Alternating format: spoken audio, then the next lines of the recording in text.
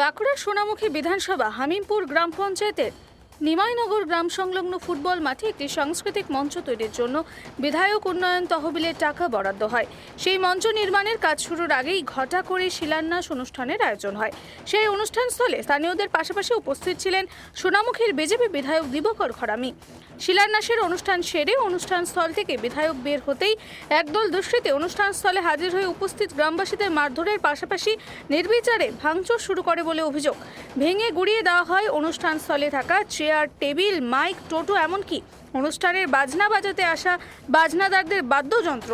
বিধায়কের দাবি, তৃণমূলের 15 বছরে এই এলাকায় কোনো উন্নয়ন করেননি।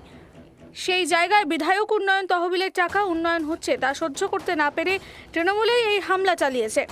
এই অংশগ্রহণ করে এই কর্মসূচি করে যখন আমি বেরিয়ে গেছি ওখান থেকে তাসুলিতে আমাদের একজন কার্যকর্তা মারা গেছে তার পরিবারের সঙ্গে সাক্ষাৎ করার জন্য, তখন আমি বেরিয়ে যাবার কিছুক্ষণ পরে যখন আমাদের ওখানে কোনো কার্যকর্তা ছিল না, তেমন শুধু বারুদ ঘোষ ছিল, তখন ওই বারুদ ঘোষের উপরে হামলা করে তৃণমূল কংগ্রেসের দুষ্কৃতীরা এবং কিছু না পেয়ে গরিব মানুষ যারা বাজনা বাজাতে গেছে তাদের সেই বাজনাগুলোকে ভেঙে দেয়। অভিযোগ উড়িয়ে পাল্টা তৃণমূলের দাবি, এই ঘটনার সঙ্গে তৃণমূলের কোনো যোগ নেই। 4.5 বছর ধরে এলাকায় বিধায়ককে দেখতে পাননি স্থানীয়রা। এখন ভোটের মুখে বিধায়ক উন্নয়ন তহবিলের টাকায় মঞ্চের কাজ করতে গেলে গ্রামবাসীদের ক্ষোভের বহিঃপ্রকাশ ঘটেছে। কি বলবেন এ বিষয়ে? দেখুন, পশ্চিমবাংলার 80,000-এর অধিক বুথে মমতা বন্দ্যোপাধ্যায়ের সরকার, মামাটি মানুষের সরকার, আমাদের পাড়া আমাদের সমাধানে প্রতি বুথে 10 লক্ষ টাকা করে পাঠিয়েছেন। বিধায়ক সাহেব ভোট এসছেন, 4.5 বছর দেখতে পাওয়া যায়নি।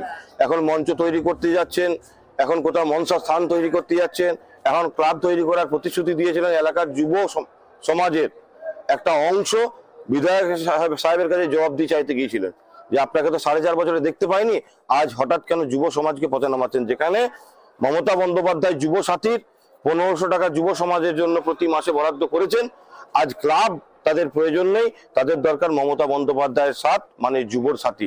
সেই জন্যই দিবাকর ঘরামকে হয়তো কিছু করেছে বলে শুনলাম। একদিকে উন্নয়ন তহবিলের কাজ, অন্যদিকে রাজনৈতিক সংঘাত, সব মিলিয়ে স্থানীয় বাসিন্দাদের মধ্যে এখন আতঙ্ক, উদ্বেগের ছায়া। শেষ পর্যন্ত এই চাপানোতর কোন দিকে মোড় নেয়, এখন সেটাই দেখার।